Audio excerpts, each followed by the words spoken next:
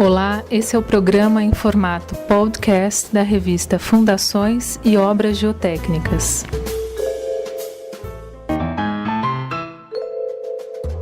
Meu nome é Paulo Helene, sou engenheiro civil, formado pela Escola Politécnica em 1972, aqui em São Paulo. Minha carreira sempre ligada à engenharia de concreto, no primeiro construção civil em geral, nos primeiros anos. Depois me dediquei mais à questão da pesquisa, tive a oportunidade de ir para o exterior, então também trabalhei no IPT vários anos, 10 anos. E depois me dediquei à Escola Politécnica como professor e pesquisador.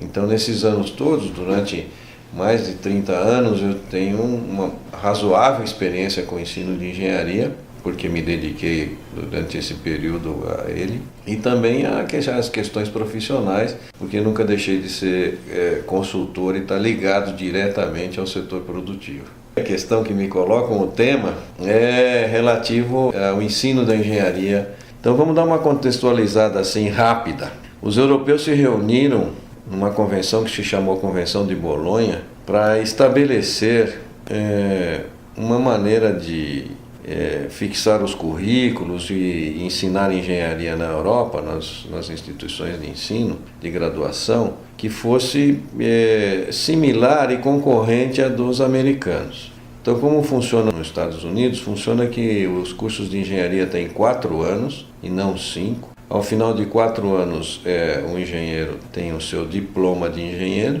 e se ele ficar mais um ano, 5º ano, ele já obtém o título de Master of Science. Ele faz um trabalho de final de curso, igual ao TCC que nós temos aqui consagrado no país, e ele obtém então um curso de Master. Então, com 5 anos, ele já é mais do que um engenheiro, ele já é um Master nas ciências da engenharia.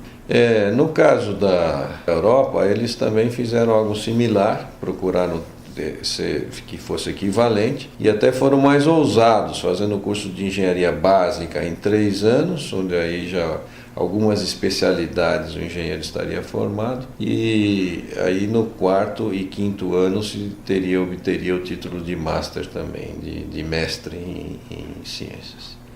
Aqui no Brasil, a tradição ainda, apesar que o Ministério da Educação permite que o curso seja realizado em um número menor de anos, em cerca de 4 anos, é tradição já das escolas de engenharia, e o meu curso foi na década de 70, no início da década de 70, de 5 anos. Agora, a gente precisa verificar que nesse período houve uma evolução muito grande e um desenvolvimento muito grande da engenharia, principalmente da área técnica. Se nós fizermos um paralelo com os colegas advogados, a referência para eles são as leis do país. No caso dos engenheiros, o nosso referencial são as normas técnicas. Engenheiros de construção civil e assim como os demais, eles trabalham baseados em normas técnicas. Esse é o nosso referencial. Normas técnicas nada mais são do que o conhecimento consolidado e consensuado dentro dos especialistas da engenharia. Para vocês terem uma ideia, meu curso de 5 anos, que terminei em 1972, ele se referiu naquela época, na área de construção civil, a umas 20, 30 normas. A ABNT na época tinha 100 normas técnicas, da ordem de 98, para ser mais exatos. Hoje ela tem 600. Então, se nós imaginarmos que na área de construção civil a gente trabalhava naquela época,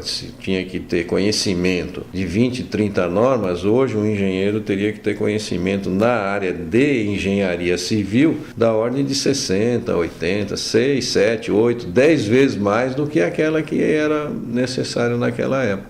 Então seria como que imaginar que o curso de engenharia civil, ao invés dos 5 anos daquela época, agora a gente dedicasse 30 anos para os jeitos de se formar e ter um conhecimento equivalente, um domínio equivalente da área. Então isso é absolutamente inviável e não tem um bom senso. Portanto, o ensino da engenharia de graduação e o ensino da engenharia como um todo tem que ser pensado de forma abrangente, quer dizer, ele não pode se restringir aos anos de escola. Os anos de escola são os anos básicos, das ciências básicas, da física, da química, da resistência dos materiais, do conhecimento dos fluidos, dos materiais, das ações, enfim, é um curso efetivamente básico, mas a educação tem que se perpetuar durante a vida do profissional. Quer dizer, precisa estar claro isso. E para isso estar claro, nós temos que envolver uma responsabilidade, uma participação grande do CREA, do Conselho, com o Sistema Nacional que regula a atividade do engenheiro. Nessa, digamos, controle e regulamento da atividade do engenheiro tem que estar previsto a necessidade, a importância, a valorização de uma educação continuada. Então, é impossível que a gente, em 5 anos de engenharia, ou em 4, que seria o ideal, para ficar compatível e competitivo com o restante do mundo moderno, que faz os cursos de engenharia em 4 anos, nós não conseguimos cobrir todas as normas, conseguimos cobrir todos os procedimentos e analisar a fundo todas as possibilidades. Então, aonde que iria o aluno de graduação e ele iria completar esse conhecimento? Ele iria completar esse conhecimento ao longo da sua vida profissional, na medida em que ele optasse por uma das várias, digamos, vertentes que existem na engenharia civil. Podia ser pavimentação, podia ser ambientalista, podia ser um engenheiro de hidráulica, podia ser um engenheiro urbanista, podia ser um engenheiro de concreto, de estruturas metálicas. Então ele, ao optar, não é só uma questão de opção, às vezes são as oportunidades que aparecem para cada um na vida naquele momento, inclusive condicionado pela conjuntura nacional.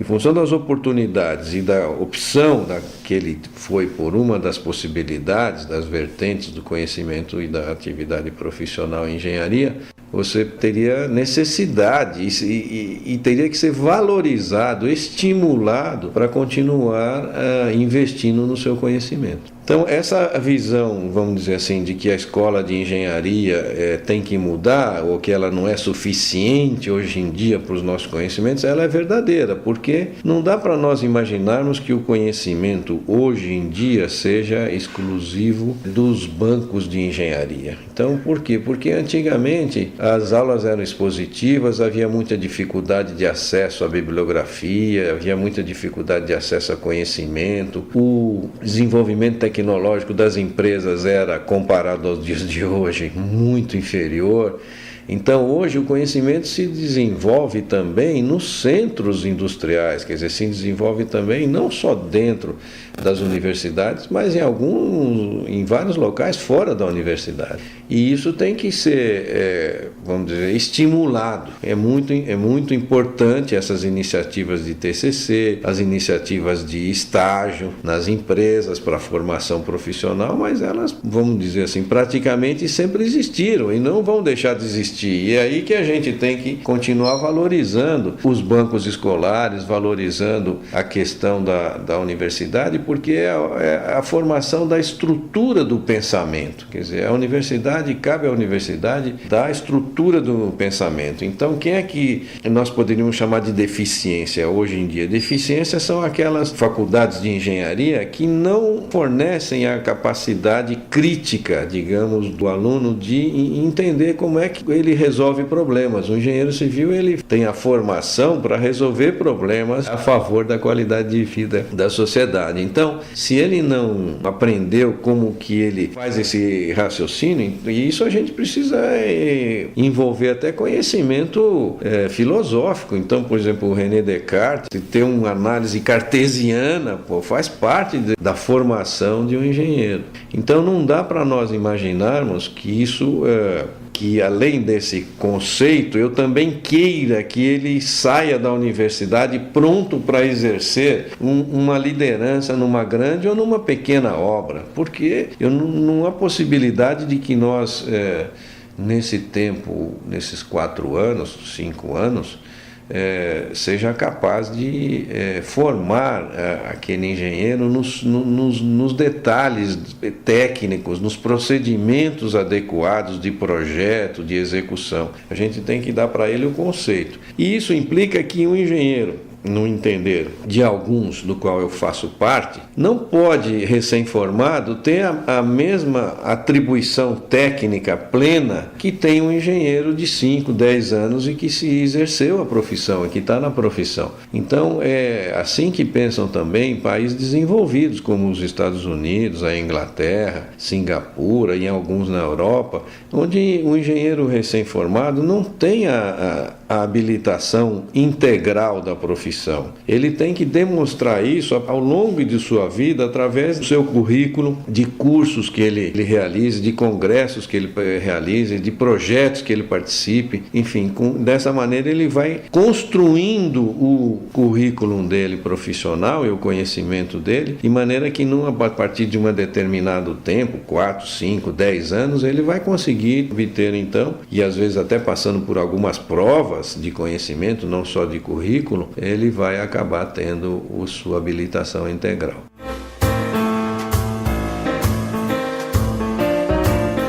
Então, resumindo, não dá para imaginar que nos dias atuais a gente vai ter um engenheiro recém-formado que está pronto para a atividade profissional. Hoje a atividade profissional não é individualista, ela é uma atividade que tem que ser pensada em equipe. Depois, não é como a gente imaginar um engenheiro com tantas responsabilidades sociais que não tenha no seu curso de 4 anos, e essa é uma deficiência que nós podemos apontar atual, com esse viés errado, com essa necessidade de mostrar todas as técnicas para o engenheiro, todos os procedimentos, todas as atividades do desenvolvimento tecnológico num espaço curto de tempo, as universidades e as faculdades deixam de complementar a formação do engenheiro, que sempre foi e continuará sendo um líder, com os conhecimentos, por exemplo, de ética, com os conhecimentos de responsabilidade social, com os conhecimentos de vida útil e durabilidade. Então são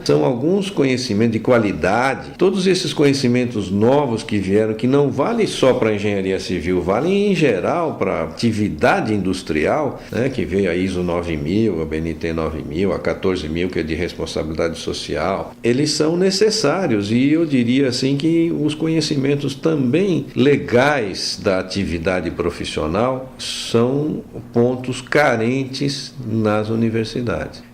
Quando você me pergunta sobre as deficiências, então eu diria, nós acabamos querendo nesses 5 anos uma carga horária muito grande técnica para tentar passar todos os conhecimentos para o engenheiro, para que ele saia recém-formado capaz de executar uma obra de grande porte, quando não há necessidade nenhuma de que ele saia com essa formação. E é muito mais importante que ele saia com a informação social, a importância social da profissão dele, do exercício profissional, ético principalmente. Hoje, nos dias atuais, está mais do que evidente essa necessidade legal, de conhecimento legal da sua profissão e das suas atitudes e dos seus produtos, porque a sociedade está cada vez mais organizada e vai defender os seus interesses, as suas necessidades. Então o engenheiro precisa saber quais são as penalidades, quais são o que ele pode fazer, são os seus direitos e também as suas responsabilidades com relação às suas atitudes tomadas durante o exercício profissional. Talvez esse seja, no meu entender, a maior deficiência do ensino de engenharia hoje. Vocês vão me falar, você pensava que você ia falar que as deficiências são de conhecimento técnico, quando na realidade eu considero que as maiores deficiências são de cidadania. Então, se nós imaginarmos assim, existem técnicas modernas hoje de participação maior dos alunos, de uso maior da internet e até de educação à distância. Todas elas, se bem executadas, são válidas e são necessárias, mas nós nunca vamos deixar de prescindir da importância de uma aula presencial, mesmo que expositiva, mas de qualidade, para que os alunos sintam a importância, o amor até daquele profissional pela profissão de engenheiro. Esses recursos novos que nós temos de internet, etc., permitem também, infelizmente, que algumas pessoas alguns estudantes se acomodem achando que ele vai encontrar na internet todas as respostas. E justamente é aí que entra a importância, que eu quero ressaltar novamente, de que você estabeleça e dê uma estrutura de pensamento que seja uma estrutura técnica, racional, cartesiana, mas que ao mesmo tempo seja ligada no social, que ele saiba da responsabilidade e do papel que ele exerce numa sociedade. As escolas de engenharia são muitas hoje em dia, superam mais que 200, alguns falam até em 250 escolas de engenharia civil no país. É uma coisa interessante, porque se nós compararmos, por exemplo, com Portugal, que tem 14, com Espanha, que tem 9 escolas de engenharia.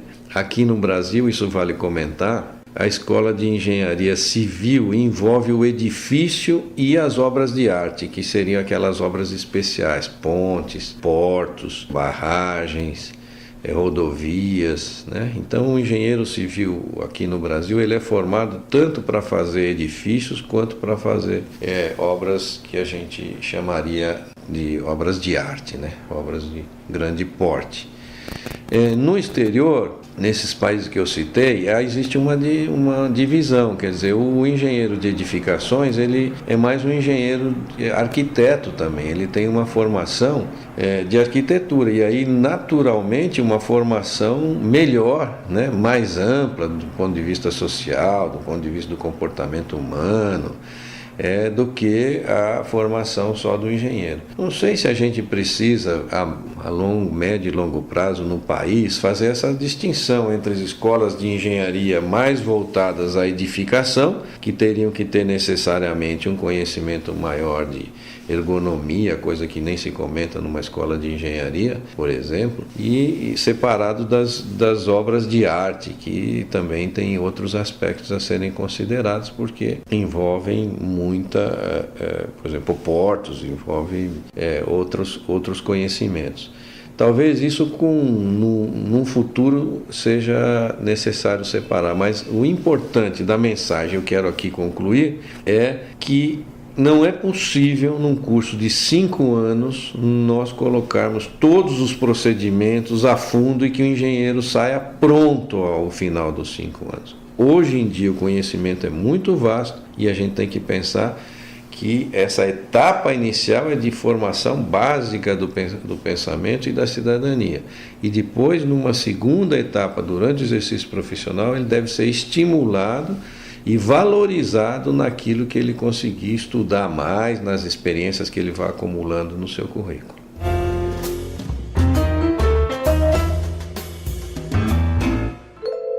Você ouviu o podcast